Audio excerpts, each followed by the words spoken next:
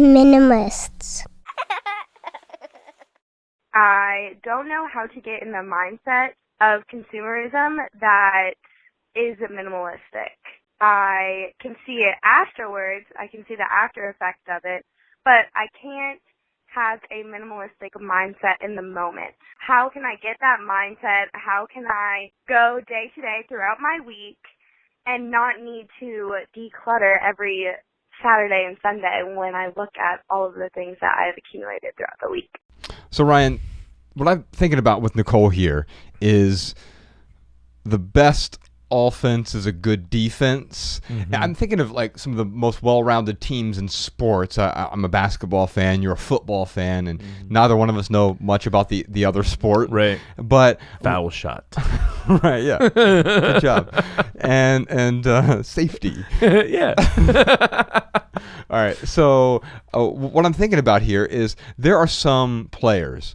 James Harden, who plays for the Houston Rockets, is a good example. He is probably the best offensive player. See the guy with the beard? Yes, yeah, we've seen him live in a game in Houston, and so he's got that giant beard, and he's probably the best offensive player in the game. He may even be. Some people will argue he's the best offensive player of all time. Oh wow, he's really, really great at offense. He's not a very good defensive player. This is Nicole. Nicole is great at offense. I'm great at decluttering. I've got that mindset. I can let go easily. By the way, letting go is a superpower, Nicole. Congratulations. You have formed a superpower. But what's going to make you better is if you get a good defense, because you have to let go less frequently. In fact, not buying something is simply letting it go in advance. I love that. Tweet that podcast, Sean. So Ryan, let's talk about that. I mean, there are obviously some rules that we could give Nicole here, but she used a word I want to talk about first. That she used, I can't get into the consumerism mindset. Well, that's the problem. You're in the consumerism mindset. Yeah.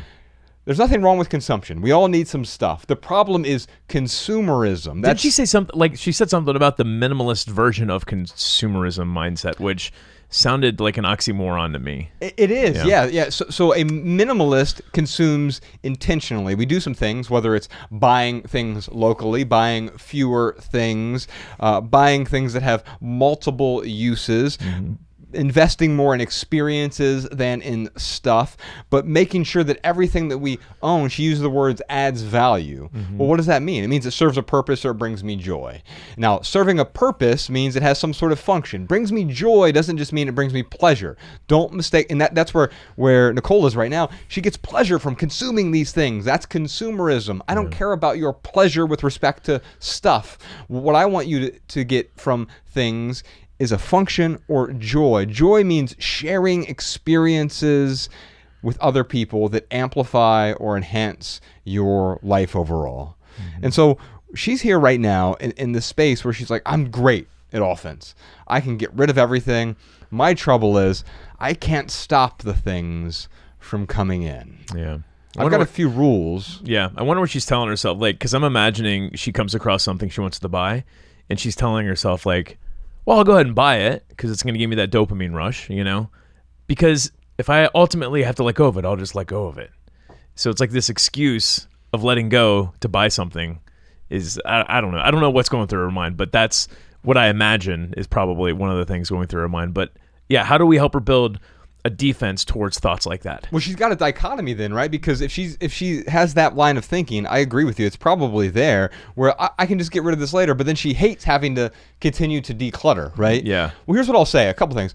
Minimalism is a horizon. You will get there, but then there's always a new horizon. You don't actually get to the horizon. And so you do have to continue to be intentional with the things that you hold on to, because the things that add value today may stop adding value, and then you're going to have to let them go at some point. Otherwise, you're just hoarding clutter at that point.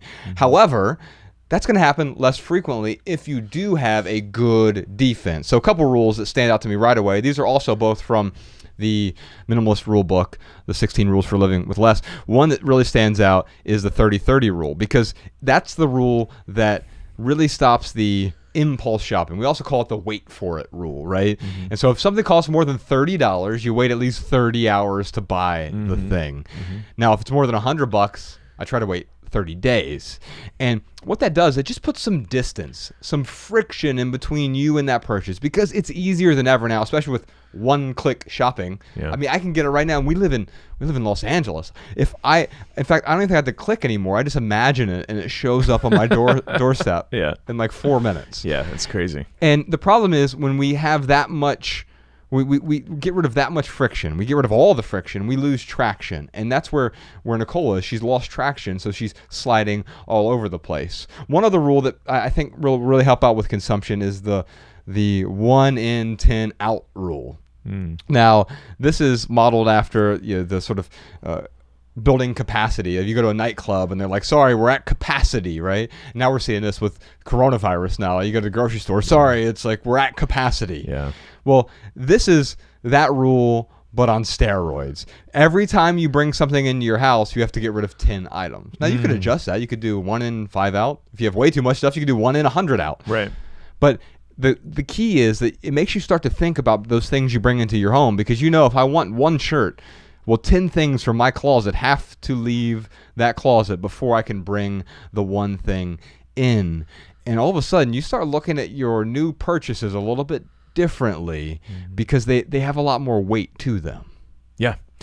Yeah, I think she needs to come up with some rules herself. And the rule book is a great place to start because, that's our recipe, but she can create her own recipe, but the fact is that she needs to come up with a recipe to help her curb those impulses. Yes, indeed. Nicole, I'm going to send you a copy of our book, Essential. Ryan and I wrote 3 books together, other than the free ebook. But we have 3 long-form books. One of them is called Essential. So we have 3 books. One is a why-to book. There's a what-to book. That's minimalism. And then the how-to book is Essential. It's an essay collection, 12 areas of intentional living. I'll hold it up if you're watching it on YouTube. By the way, we've got a new YouTube channel now. YouTube.com/The Minimalist Podcast. It's separated from our main YouTube channel. So you can subscribe to either one of those, either /The Minimalist or /The Minimalist Podcast. The other channel, the other minimalism channel, is just The Minimalists.